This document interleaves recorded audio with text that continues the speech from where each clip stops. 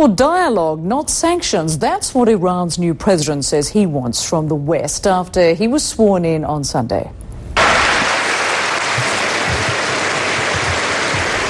Hassan Rohani takes over the presidency of a nation whose economy is crippled by sanctions because of its nuclear program.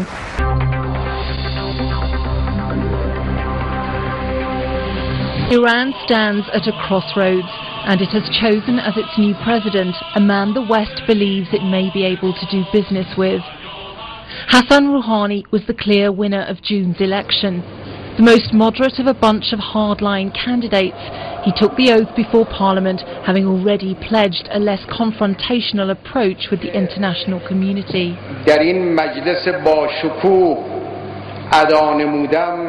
Interaction with Iran must be through dialogue and not sanctions, he said, though cautioned there would be no overnight solutions to the country's problems.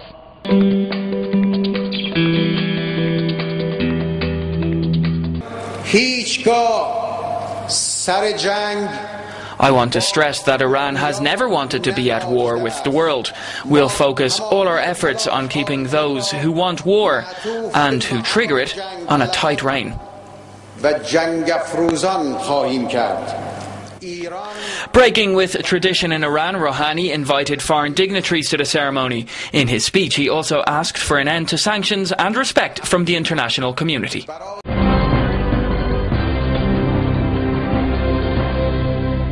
Iranian authorities say Afghan President Hamid Karzai was among the representatives of at least 50 nations who attended the ceremony. After his speech, Rohani submitted a list of nominees to Parliament for his new cabinet.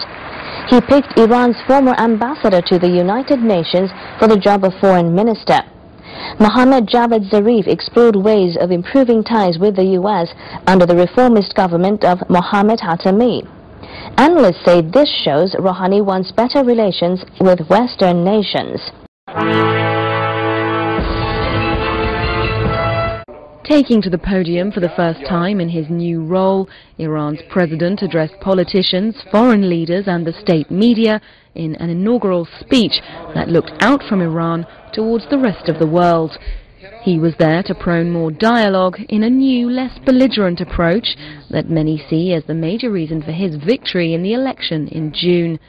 The country's long been isolated due to its nuclear program, creating an ongoing standoff with the West. Now Hassan Rohani wants to tackle that issue head on.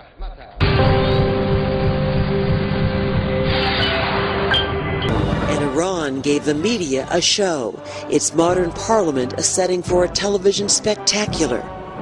For the first time, heads of state from all over the world were invited, with the notable exception of the United States and Israel. While Afghanistan's Hamid Karzai and a top official from North Korea were in attendance, heads of state from Western Europe were not. After his remarks, President Rohani immediately named his entire cabinet, most fellow moderates. He was clearly signaling the direction he wants Iran to go, and how fast.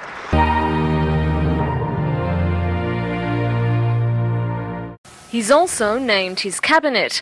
Among them is American-educated Mohammad Javad Zarif as foreign minister, who has a long-standing relationship with Washington. Hossein Dehqan will take on the job as defense minister, and in another effort to push the path of moderation, he's named Ishaq Jahangiri, a reformist politician, as his first vice president. Who has not been confirmed yet is who'll take over from Saeed Jalili as the new chief nuclear negotiator.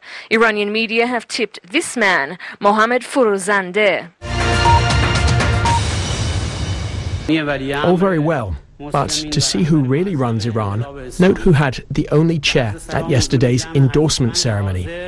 The supreme leader, Ayatollah Ali Khamenei, sits above all others. Hassan Rohani makes do with a seat on the floor. He's promised a new start for his country. First of all, he has to fix the economy. It's been hit by the effects of international sanctions.